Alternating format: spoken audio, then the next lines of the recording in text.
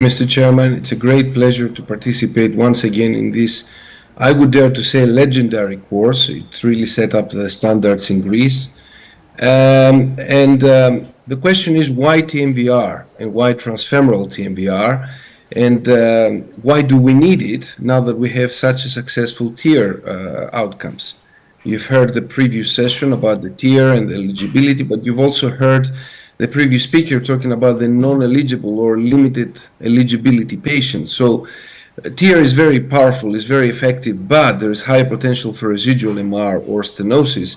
TMVR by definition eliminates the mitral regurgitation, and you're just left with a new valve in place, which is good news for the patient. However, why didn't it take off like TAVR? Because clearly transcatheter mitral valve replacement is very complex. And we made some assumptions which were obviously wrong back about 10, 12 years ago when the first designs of the valves came out. And out of these designs, only 3 are still alive and with several modifications and still struggling. Why did we make the wrong assumptions? Because we didn't know how to size the implants. We didn't know what technology to use. We didn't know which patients to enroll in the clinical trials.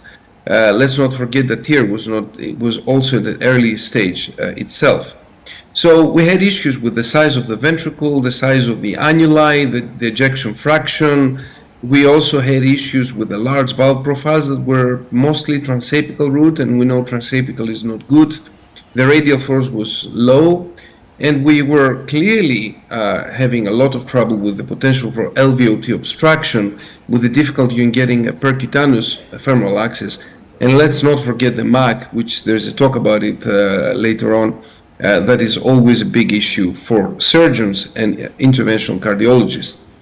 The thing is that with the Choice MI registry, we realized that due to the annulus size, due to the risk of the LVOT obstruction, due to the presence of MAC, and the difficulty of having a transeptal delivery, a significant proportion of patients, up to 85%, have been screen failed. And in my humble opinion, this percentage is even higher because you have to think that these patients have been submitted by experienced centers that have already had a selection bias on these patients. So some of them went to TEER, some of them were ruled out because of various issues, and then the ones that were thought to be potentially suitable were sent out to the companies to be screened in for the various trials. And of course, these are the most important reasons why the patients have been screen failed, but clearly the LVOT, the MAC, and the size have been limitations, the big limitations. But we have new kids on the block, we have new devices, we have all these names that I will allude to in a minute, and clearly everybody now is thinking transfemoral. Everybody is thinking of fully percutaneous approach, and in order to do that, you have to reduce your sizes. So Intrepid is going down to 29, Encircle M3 with Encircle trial is going down to 28, High Life is going down to 30, and the CardioValve down to 28.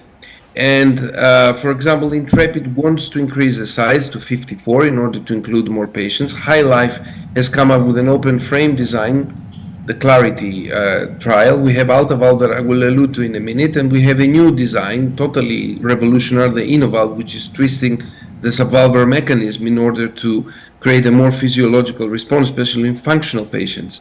And we have Sophia that has been redesigned now in coming in lower profile and larger size matrix. InnoValve is a new design that comes in transfemoral, twisting the cords in functional mostly patients, and this is aiming to restore the bidirectional flow and promotes potentially the LV remodeling. AltaValve, I will speak to about in a minute, is a transatrial device. It is an atrial fixation device, supraannular, that leaves the LVOT and the left ventricle widely open and unaffected, and allows for potential more physiological way of function.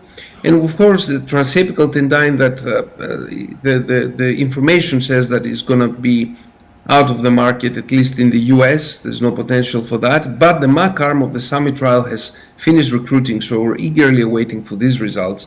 I'm not sure if the randomized arm that was very bold and very ambitious to compare it with TEER will ever complete recruitment.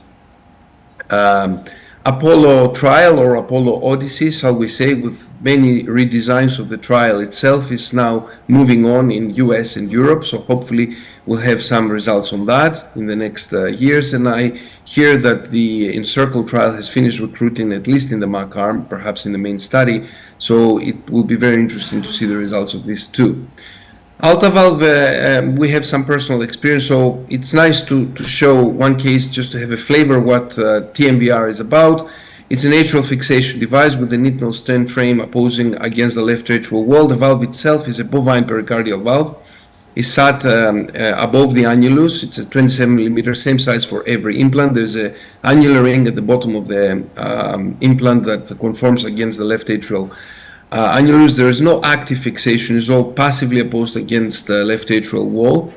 The interesting thing is that the clinical experience is increasing, and potentially there is a broader applicability of patients. The system we're currently using is 29 French, so is low enough profile to allow for fully percutaneous approach, and the procedure itself is done in a single stage, 5 single steps, as I will show you in a minute.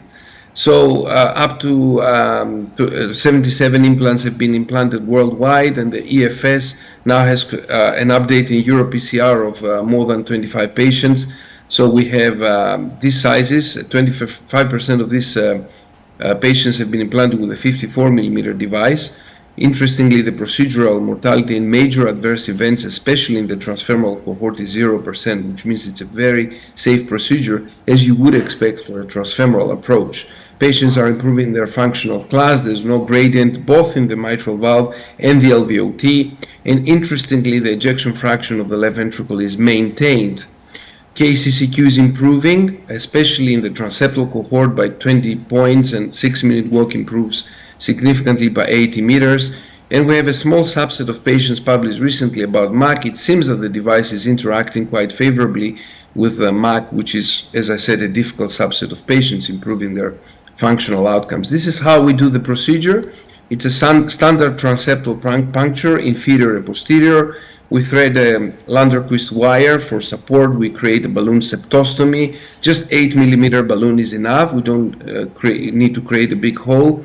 The steerable guide sheath is introduced, 29 French, inside the left atrium, as you can see here. And then through that sheath, in a minute, you will see the delivery system being introduced there. And then we will just flex the sheath towards the mitral valve. This flexion is monitored both on fluoro and echo. You will see the flexion there. It's a simple function, nothing really spectacular. Everybody that is doing a TEER procedure is very familiar with that. The device finds itself 10 to 15 millimeters deep inside the mitral valve, and you can monitor that on TE with the commissural and the long axis view. And then the whole procedure starts by unsheathing the valve backwards. So there's a dual unsheathing function. First, you unsheath the inner catheter by deploying the annular ring. You can see now the valve is flaring. And in that particular stage, the valve is already partially deployed, but is functional.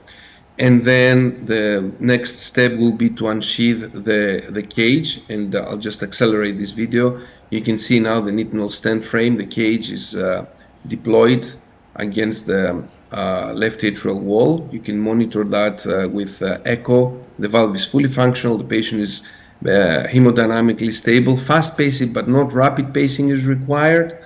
Once we're happy with the position and the hemodynamic check and the echo check, we're ready to deploy the valve now. And you can see that deployment. There is an inner catheter for stability that is removed, and then the final deployment. The valve is fully repositionable and resheathable up to the last deployment function. And this is how it looks on echo. You can see the valve is sitting at the level of the annulus and above it.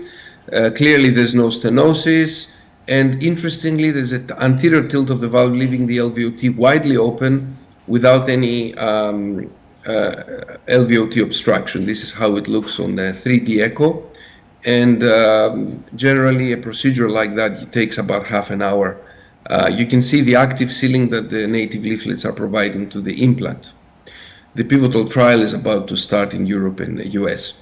So in my personal opinion, I think we're getting into a more promising era of transfemoral TMVR. potentially you can say that we are going to live exciting times ahead, but of course we need to be quite humble and just do the work. Since this is a forbidden fruit for interventional cardiology, the field is exceptionally difficult. However, if these steps are taken, it's quite likely that we may have a commercially available device sometime in the near future, and that potentially could change the field dramatically.